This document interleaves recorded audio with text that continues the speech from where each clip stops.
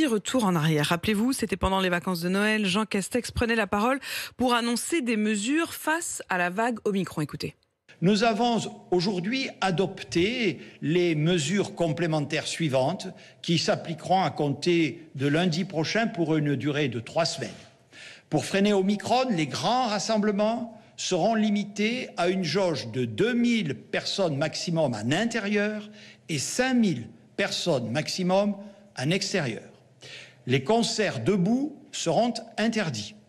La consommation de boissons et d'aliments sera interdite dans tous les cinémas, les théâtres, les équipements sportifs et les transports collectifs, y compris longue distance. La consommation dans les bars et cafés ne pourra plus se faire seulement debout, mais seulement de manière assise. Voilà pour ces annonces, c'était donc le 27 décembre dernier.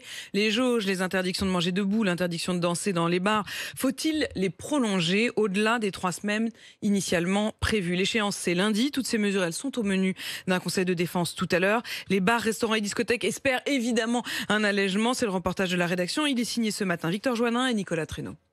Les clients de ce pub à Paris vont probablement rester assis quelques semaines de plus. L'interdiction de danser dans les bars, en vigueur depuis près de 6 semaines, devient de plus en plus pesante pour Jonathan, le responsable de l'établissement, très impatient. Hâte que ça finisse parce que là, se tourner les pouces, c'est pas possible en fait. Nous, le week-end, on fait dansant jusqu'à 5h du matin.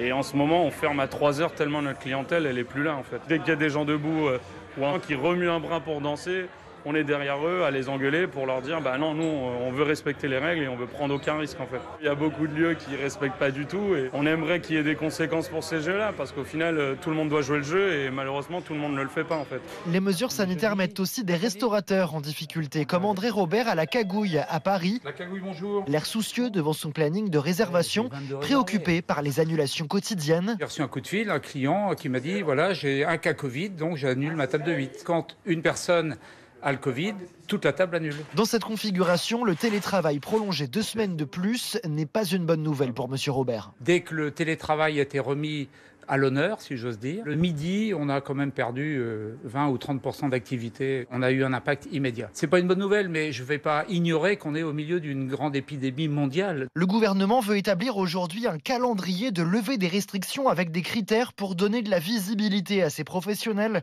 C'est exactement ce qu'attend Thierry Fontaine, patron de discothèques fermées elles aussi. Le représentant des métiers de la nuit aimerait voir le bout du tunnel. On ne peut pas nous mener comme ça 3 semaines en 3 semaines sans avoir date de fin. C'est de la torture. Qu'on nous dise, voilà, on tient encore tant de temps, vous rouvrez avec telle condition. Et comme ça, on sait directement où on en est, on ne nous prévient pas du jour au lendemain. Si c'est 15 jours de plus, on sera satisfait. Satisfait à condition qu'il n'y ait pas d'injustice, espère-t-il, et que les bars dansants, par exemple, ne rouvrent pas avant les discothèques.